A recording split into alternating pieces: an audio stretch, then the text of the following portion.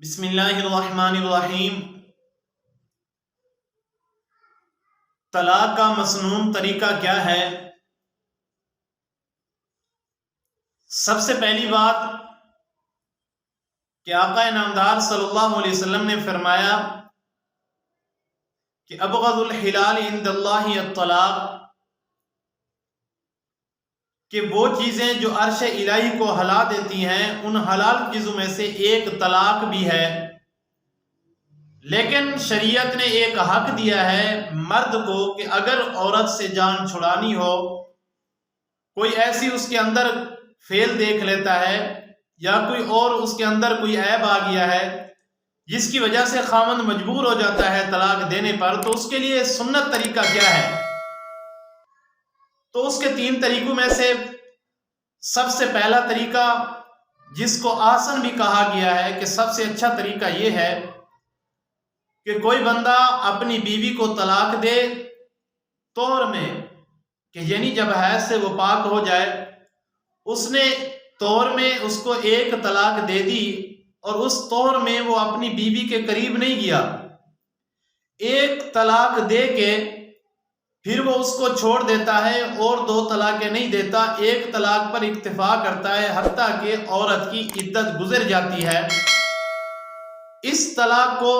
طلاق آسن کہا گیا ہے۔ یہ طلاق دینے کا سب سے اچھا طریقہ ہے۔ ایک تو اس کے لیے یہ ہے کہ اس کے قریب نہیں گیا، حمل کا شبہ نہیں ہے، کیونکہ جب عورت حاملہ ہو اور اس کو طلاق دی جائے تو اس کی عدت لمبی ہو جاتی ہے، کیونکہ اس کی عدت وضع حمل ہوتی ہے، جب بچہ جنے گی تو اس کی عدت پوری ہوگی۔ دوسرا یہ ہے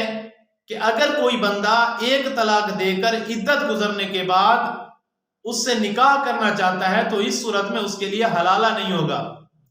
تو بغیر حلالہ کے وہ نکاح کر سکتا ہے جب اس نے ایک طلاق دی ہو۔ اور تیسرا اس میں فائدہ یہ بھی ہے، یہ طلاق حسن اس وجہ سے بھی ہے کہ جب بندے نے ایک طلاق رجعی دے دی ہے تو ابھی عدت گزرنے کے اندر وہ اس عورت سے رجوع بھی کر سکتا ہے کہ دوبارہ نکاح میں لے کے بھی آ سکتا ہے جب اس کی عدت نہ گزری ہو۔ ہاں اگر عدت گزر گئی تو وہ اس کے نکاح سے چلی گئی تو اس صورت میں بغیر حلالہ کے وہ نکاح میں لے کے آ سکتا ہے۔ دوسرا طریقہ یہ ہے کہ عورت کو طلاق دیتا ہے طور میں، اس طور میں وہ بیوی کے قریب نہیں گیا، اس نے ہم بستری نہیں کی، لیکن وہ 3 طہر میں 3 طلاق دیتا ہے، ایک طور میں 1 طلاق دے دیتا ہے، دوسرے مہینے دوسری، تیسرے مہینے تیسری طلاق دے دیتا ہے۔ اس طریقے سے بھی طلاق، لیکن یہ آسن نہیں ہے، اس طرح بھی طلاق دینا صحیح ہے۔ تیسرا طریقہ کہ کوئی بندہ